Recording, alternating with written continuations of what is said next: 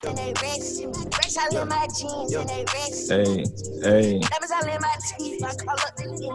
The new Drake just dropped. Hey, y'all, shout out to everybody that's been tuning in. This is the Sports Freaks. We are back again. With a Q. Yes, sir. We are back. Yo. Reaction to The Last Dance episodes 5 and 6 that just came out. So let's get into that. So I mean, first of all, how we feeling this week? How we feeling this week? We've been quarantining all straight. Shit, it's back to work on this side for this week. Face masked up, hand sanitized up. Yeah. Limited sessions. Yes, sir. We back in the stool. Yeah, we're back in the swing of things, following protocol. Right. Let's get into it though. Let's just start with this episode 5, man. First of all, rest in peace, Kobe. Always. It's still crazy to say. I still can't accept that, but neither here nor there. But it started off with MJ being introduced to Kobe, in the All-Star game, and their dynamic together. So let's talk about that real quick. Because even in the locker room, he was sitting down with the East team, talking to Tim Hardaway and Reggie and all them in the locker room. Niggas was gossiping. He was basically saying this dude Kobe is coming. He ain't playing. Right. He was in there gossiping.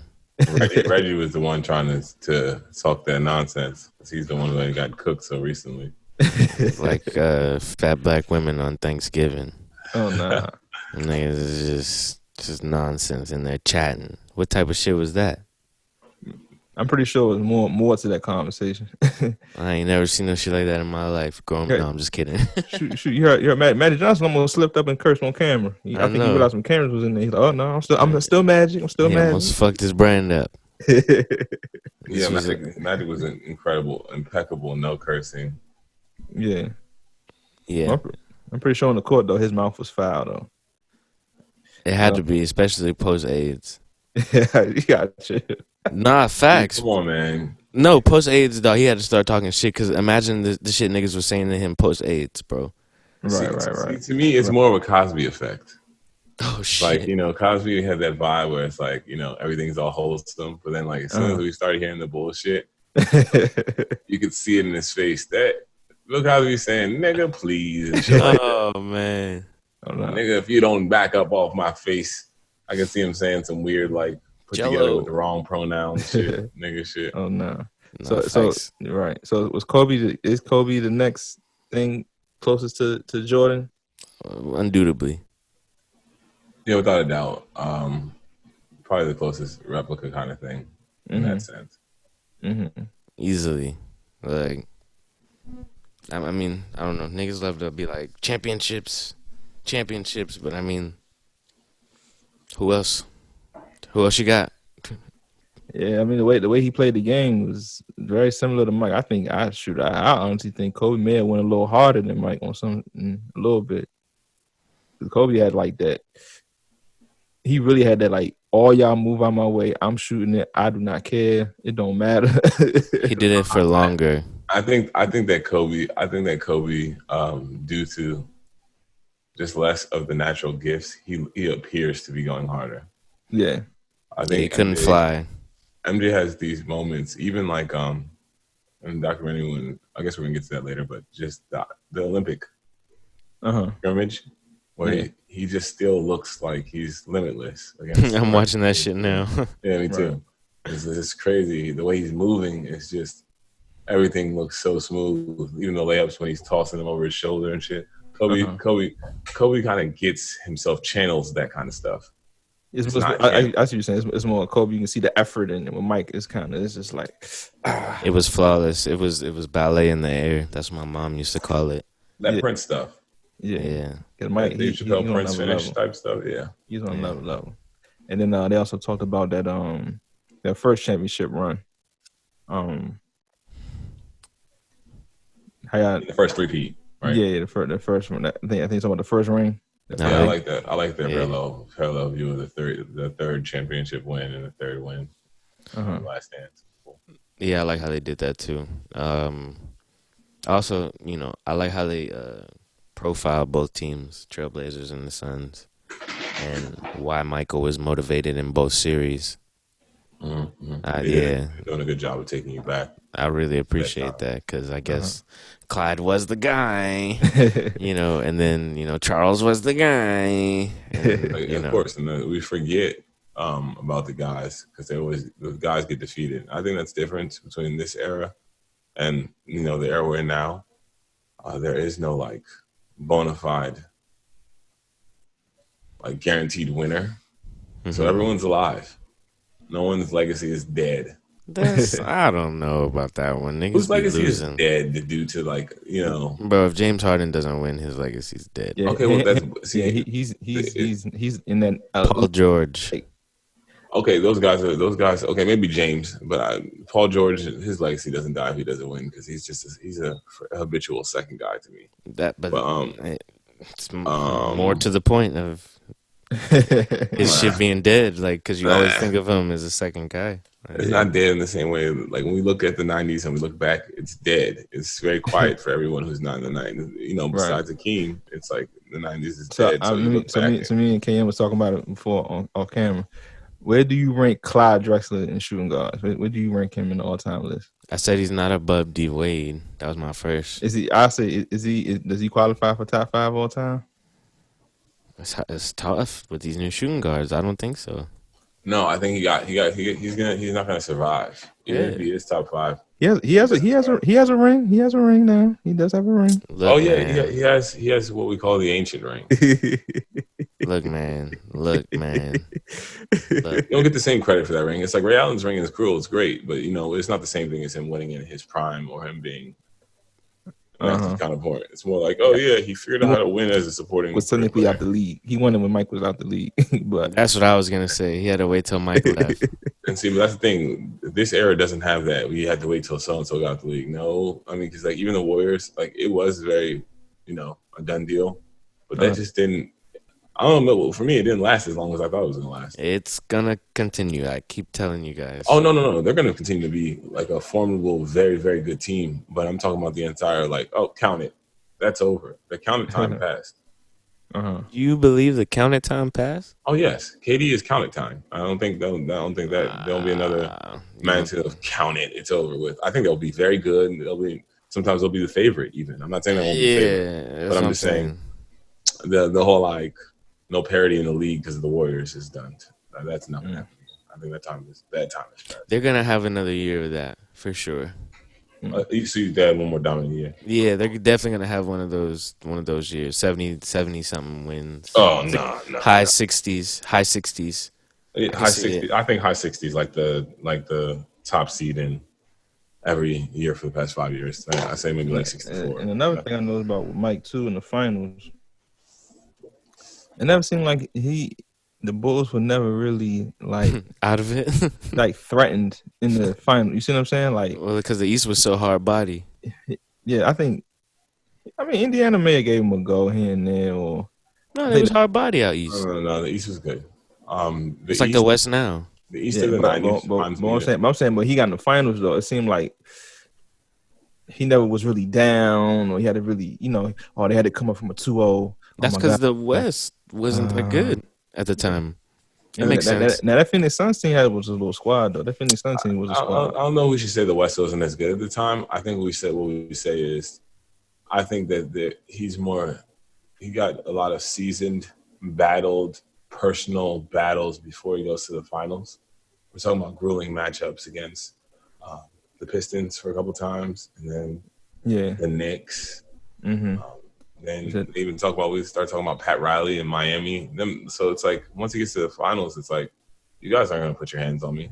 Yeah, I know to do. I just had that round. But see, that's the part where, I believe the loser of the Eastern Conference Finals during that time could have won the championship too. So you're saying that's basically what I'm saying. I might be with you. Maybe the first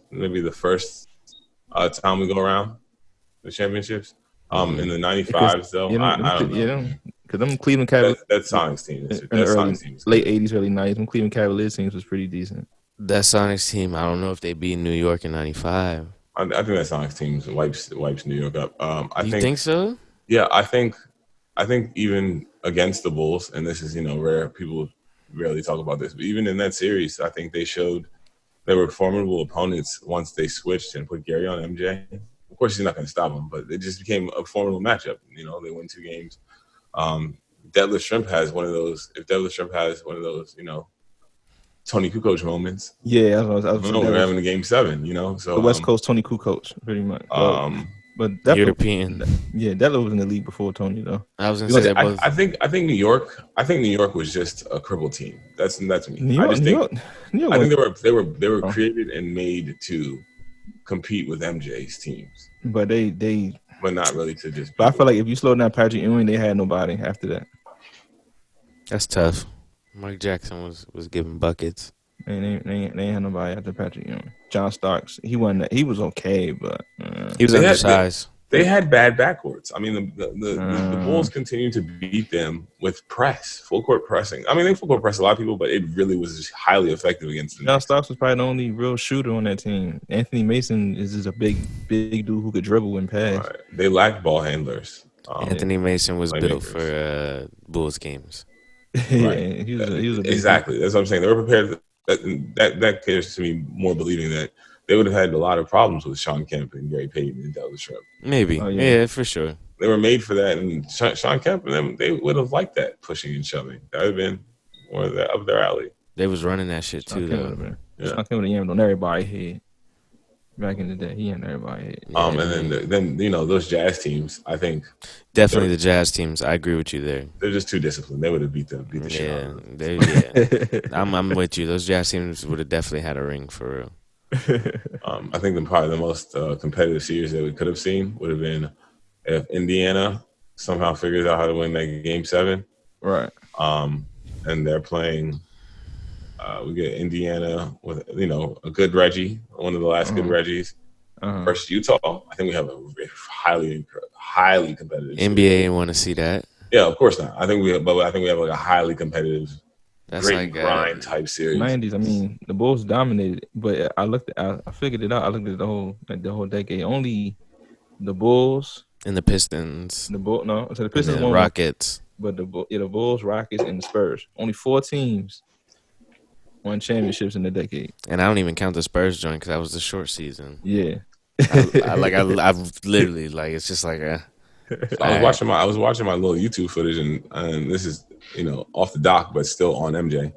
The thing is that did you guys notice this? There's a real weird stat that MJ has more times leading the NBA in scoring and winning the championship than all the entire players combined in the rest of the NBA have done that. You talking about Jimmy High Roller? 3 people have done it. The Jimmy High Roller dude? Yeah, exactly. I saw that. It was like, whoa. It's like, I watched a lot of that, and there's like a bunch of facts going on the screen, but some of those facts, I'm like, what? And you look at him like, Jesus, so much domination. So he was leading the league in scoring. And all 6 times. And winning championships. Like, he's still the top PPG of all time. He's the only person. Okay, you get close to saying he's the only person to lead the league in scoring and win the championship, but it basically Jimmy High Roller plays this little clip where he shows every time that's happened since 1947, and there's 4 people. It's Shaq. It's like someone from 1947, someone else, and Shaq in 2000, and all the other times that it happened is MJ. It's like I thought it was such an incredible stat about the actual value. I'm actually, commented it's like the value of his buckets are different. Like people talk about him being a ball hog, but you can't call him a ball hog. This is a different type of efficiency. Nah, I mean, he's the perfect basketball player, bro. Yeah, it's like perfection. Like he like 6'6". His hands are like Kawhi. Hands are Kawhi. Play defense. His game was so good. At some points, it looks like what he's doing is not even amazing because it's that good. Like Tim Duncan, for example, like people be like, "Oh, he wasn't flashy," but I'm like, "Nah, this dude was so fundamentally sound." Like he knew he want Michael Jordan didn't really do too much dribbling. He wasn't really a fancy dude. He probably put one little move on you. I'm jamming on you. No crossover. Yeah, We got dudes now. They gotta do a size up, a headsy. No, he ain't doing all that. I'm gonna give you this one little move. It's because his body is perfect. No homo, but like, it's even when you're watching it, it's like I get excited watching to see. We've already spoke on this, but I'm just gonna say it every time. We're talking about just a pure shooting stroke. I mean, his form was A1. And just getting into the motion, it is way ahead of its time. He's way ahead of his time in the ability to get into the motion of shooting from different positions. Prior to getting squared up, getting squared, it's just something different. I still remember to this day, that was maybe a couple months ago, watching the footage of Tim Hardaway against the Lakers, I want to say, maybe. And Tim Hardaway looks like he's in a time machine and he got sent back. And everyone else is confused.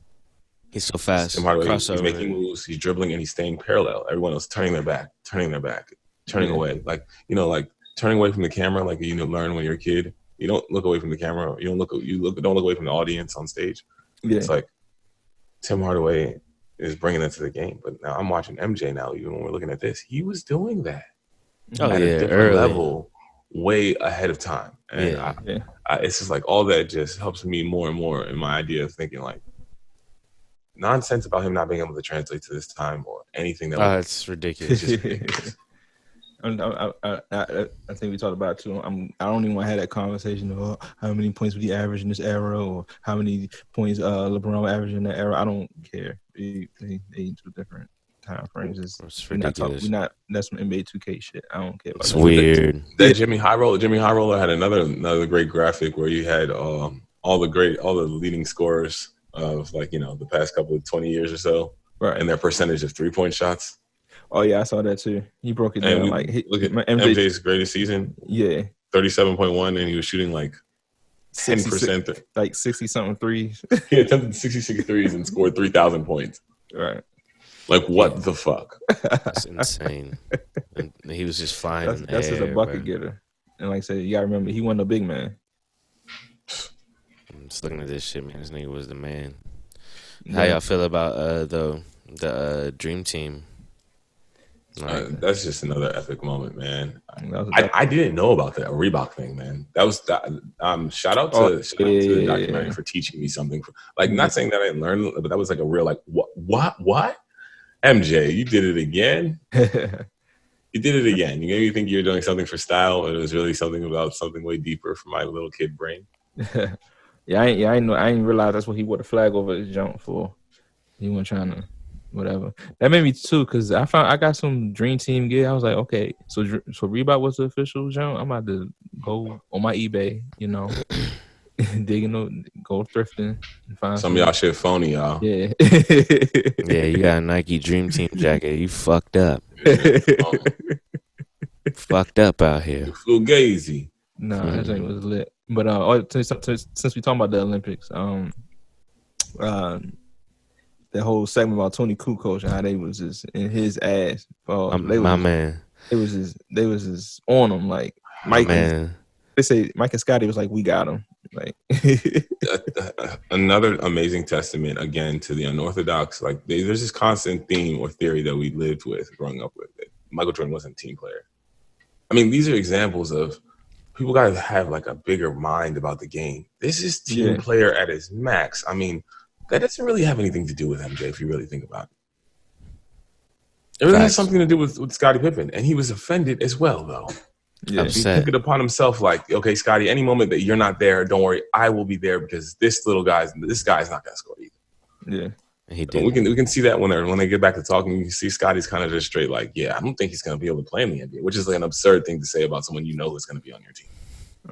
Insane. Carlos had to feel stupid. And then MJ tries to clean it up with I wouldn't go that far. We're kind of we're good. He's playing against the GOATs. But you got but Scotty alone, you ain't getting past that dude regularly. And then Mike, I think Scotty was more naturally a better defender than Mike, but Mike was a little more in your face with it. You know what I'm saying? Mike was a little more effort, you know what I mean? So Mike was like, nah, you ain't even going.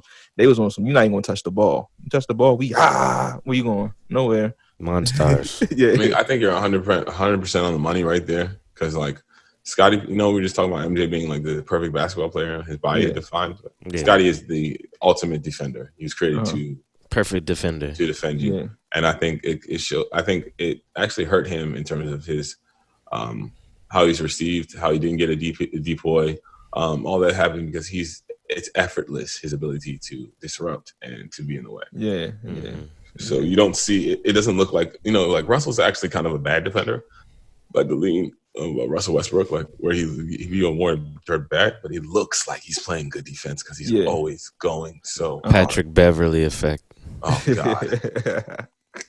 Pat Beverly's got to be one of the most overrated defenders. Oh, yep, I said it. Don't at me. He just at me. Pat Beverly's overrated on defense, and it's just about showing hands and being ever. I mean, of course, he's disruptive, highly disruptive, but in terms of being an effective defender, I think that's kind of overrated. Yeah. I agree. I think Scotty got him. Even that Dream Team, though, like I said, that was the best of the best, and then most of them dudes, they was either maybe late 20s or pushing 30. So they was in like their primes. Nah, not Magic. Like Magic and Bird, of course, they was a little older. They was a wash. Yeah, they was done.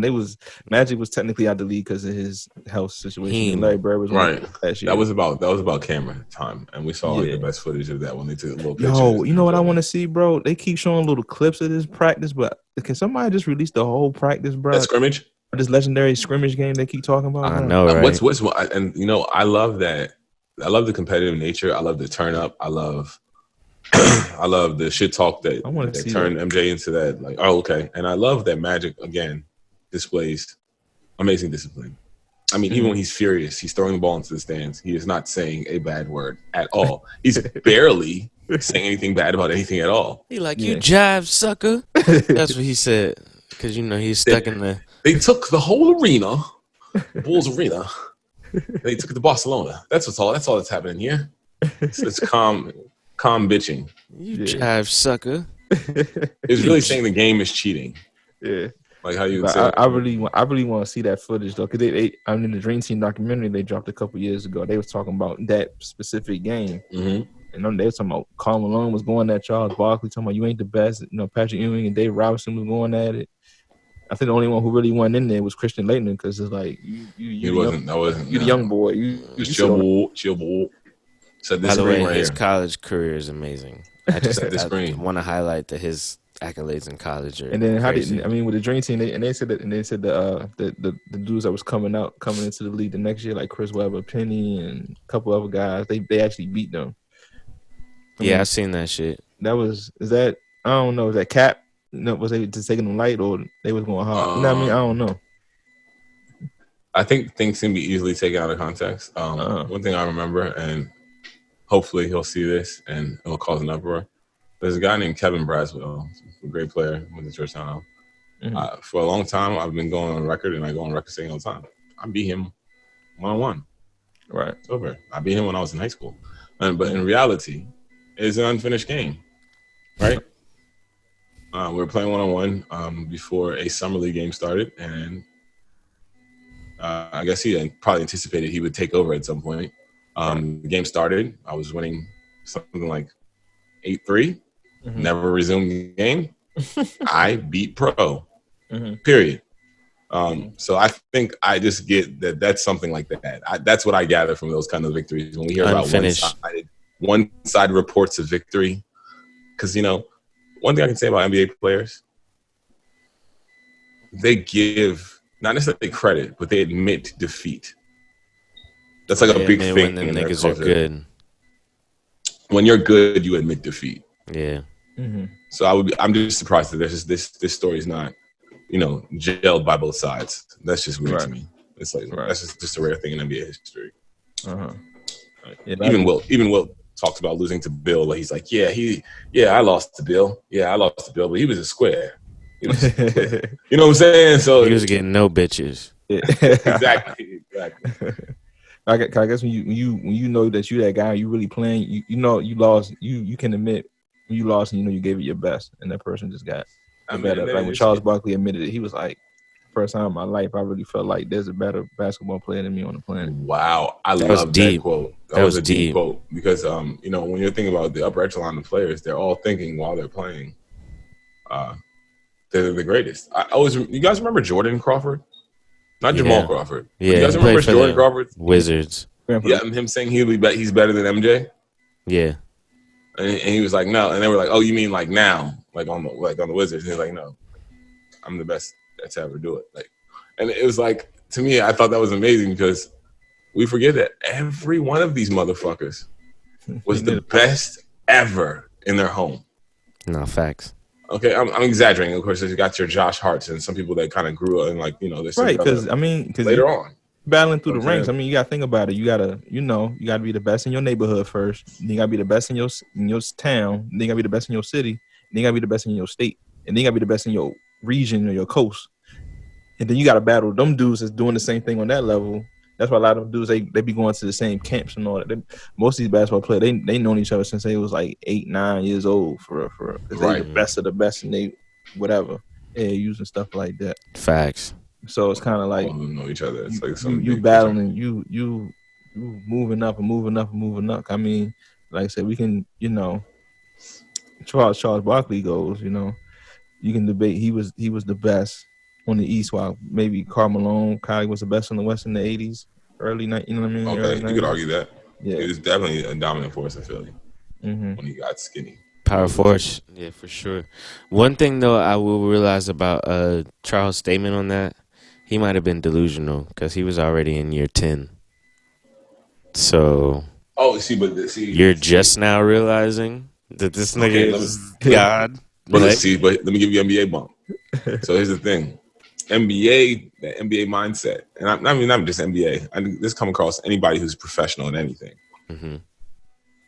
There's this delusional effect, the irrational confidence that's placed on all of them to allow them to even get to that level, to perform that. So I think they all have a bit of like, yeah, that was cool. I could, if 2 years ago, if I eat that cheeseburger and I date that girl, I could do the same thing.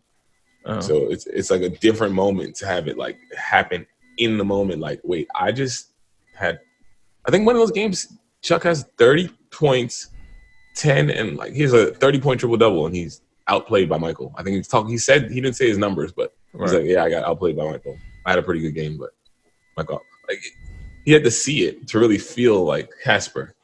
And that's it. That's the delusion you got to put yourself in to get there. I think you're talking about.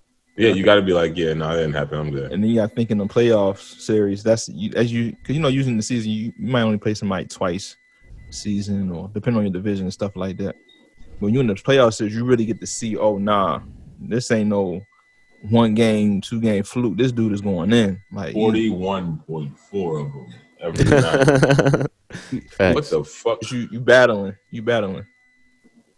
No, how he did Dan Marley. When like I love his little personal like, all right, fuck you. All right, I just decided I'm not fucking with him. So because Jerry's a bitch. Yeah, so I'm gonna kill him. That's you crazy. Think so saying stuff like that to get Michael riled up just so he can win? No, I think Jerry and one thing that's not said from the other side, and I'm gonna go ahead and give this up to all MJ arguers in the world. They can have it. This is how confident I am that MJ is a goat, but you can have this. Coaching is terrible. The adjustments are terrible. The thing, like, I watched the rewatchables thing that Ryan Russillo is doing with Bill Simmons. Oh yeah. And I'm like, dog. They're kind of talking about it a little bit, but then I'm like, okay, I gotta see it for myself. But they could have done so many things to fare better against the Bulls. I think like having Dan Marley chest to chest with MJ, 5 feet behind the 3-point line is just. It just seems stupid to me. I just can't. How many times are you gonna do that? Definitely. Right. I would like them to see more of that kind of like that Giannis trap. To see, I mean, of course they would have lost still because MJ was still shooting, but I just would just like to see them just do something different. Yeah. Try something. Yeah, back then, they were just playing man to man. I actually was watching some Charles Barkley highlights. I think he was playing against what team was he going against, y'all? Was it Portland? But he was giving them, it was bad, yo. He was giving them work 1-on-1, like no adjustments. Like posting dudes up, that step back 3. This is Charles Barkley when he was the Suns. He hitting 3s on them. I'm like, oh nah, he is going like, back then you couldn't really do too much. I'm gonna come and help, and come back. They call it legal defense. Well, you can do it now. Like, which is crazy. They ain't play zone. It was like illegal defense. You was on your 1-on-1, like, let's go. Like, then to be honest, I don't think too many teams was even depending on the pick and roll that much, like it is now. Illegal defense. Yeah. That's the funniest thing I've ever heard in my life. They were running the pick and roll back then. If Kevin Johnson and they Charles Barkley were just pick and rolling back, like they decided, like this is what we're gonna do. Certain teams did it though. You feel me? Been hell. No, see, that was like it's different. Like I get what you're saying. Like Utah Jazz used to run the pick and roll, but that was their team mentality. Yeah, it's not just like a method of attack that everyone's using. That was their triangle. Yeah. No, Kevin Johnson needed an island. Kevin Johnson played horrible in the series, but he never got an island. He should have had Bill Cartwright knock knees on an island. He should have had Stacey King on an island. It should have been over and over again. But they didn't abandon. He was 20-10 too back in the day. He was 20-10 too. He was. And they put Scotty on him, though? They had Scotty on him, and then when it wasn't Scotty, it was MJ, and then BJ. Ron Harper. Hard nose. Ron was going hard. It was just. I was on that team yet, but. But just nonetheless. I'm Paxson or whatever. Right. But nonetheless, they didn't even put Paxson. They had BJ. Yeah. So they had PJ, MJ, Scotty. Rendered him ineffective. Can you stop going 1-on-1 against Scotty, MJ? No, I'm going to go. Can you call for a screen and then get Cartwright and back up? And screen? I just don't get it. There was not. My mom is in the stands. Screen. There were no matchup abuses. Like, just not as much as I would like to see. You know. So that's when with me, I prefer playing defensively man on man because you just on your because with zone. Like, even when I played, like, intramurals or whatever, like, Rexon and stuff, they was like, play the zone. I'm like, bro, I hate playing zone. Pride thing for me. I hate it. I'd rather just play my man because I know if you playing zone, you got to think too much. You got to, okay, the ball is over here. The ball's over here. But now if the ball moves to the left, we got to shift the whole defense over here. But then they move it, throw it to the baseline. It's too much to where man on man, it's like, okay, I'm just focusing on my guy. I know where the ball is at. Make sure if he get the ball, I got him. Try to get out his hands as quick as possible, make him pass it or make him shoot a bad shot or try to strip it. Depends on the zone for me. Yeah. That's exactly what I was about to say. If we're playing 2-3 or 3-2, then I feel like I just hate a baby, a child, like we're out of position, like we're playing against people who are older than us or something because we can't physically compete. So we're doing this. That's what it feels like. When you go 1-3-1 or you're doing like a trapping matchup 2-3, no, I'm outthinking you. I'm doing something to minimize your ability to move. But like I said, singing the 2-3 with my hands up and I get back to this. Like, come on, yo. I hated that, bro. I'm an adult. He's not that much. He's not in the league. We're out here. We're fine. I don't want to see that. I hate seeing that. Nick Nurse. Nick Nurse bullshit. We'll put up the 2-3 out of nowhere. What type of bullshit is this? Yeah, because we're all 7-footers. Let's go 2-3. Like, man, let them really see who got straps. Let's really see who got straps. Nobody. Yeah. Illegal defense. Fuck the pick and roll. I want to see. That's what I want to see. I don't think we see that too many in the league nowadays. Where it's like maybe like Kyrie would be like, yo, no, I got him. I don't need your pick. Don't set no pick. I'm gonna just take him. I got him. It happens in the league now, but it's more like it's an unspoken thing. It's like I'm gonna as soon as I get this. Everybody knows what's going on. I'm about to eat this person alive. But we've already discussed this. Like, we've been talking about this all day, saying, if I get him on the wing, y'all don't give me the ball? Yeah. It's already done. It's because like that's what I want to see. But I also want to see defenders be on someone like, oh, he got it, but I'm in his face. Let's go. Like I'm not switching? Yeah. I think, who's, like, underrated at that shit, for real? Like, waving the pick off and just taking you one-on-one. Steph. Very underrated. Yeah, he does that a lot. A lot of ways off. I see him do that a lot and win the matchup. Like, if they switch, I'm winning. I'm going past them. If they don't switch. When it's a big man, like, I remember he put it on Gobert or, like, Ibaka or somebody else. He is, like, people forget that they're, like, the kind of, like, I don't want to say that they're inventors, but they're, like, kind of, like, one of the inventors of the, like, we're just going to abuse the big man the whole game. The entire game. We're going to isolate him with hell of chasing around Steph Curry. They're gonna force you to play small ball. That's what they do. They force you to put your small guy in, and then they make it a fucking track meet. Your small guy's just not as good as their small guy. Seems like the Warriors don't. Seems like the Warriors don't really utilize the big man. But even the Bulls, when they was winning championships, what center did Michael Jordan really have? Bill Cartwright, Luke Longley, Bill Worthington or whatever. Bill Wennington, C. King, and Will Purdue. They was expendable. Jumper ass they were no different than what's my Joel man's name? Anthony, Looney, Kevon Looney, all right, Tristan Thompson, Jordan Bell. they just big bodies to come and get a rebound here. Like Kendrick Perkins was that type of guy. That's who Kendrick Perkins really. I don't think he's the last enforcer. Hey, I believe that long decade for him.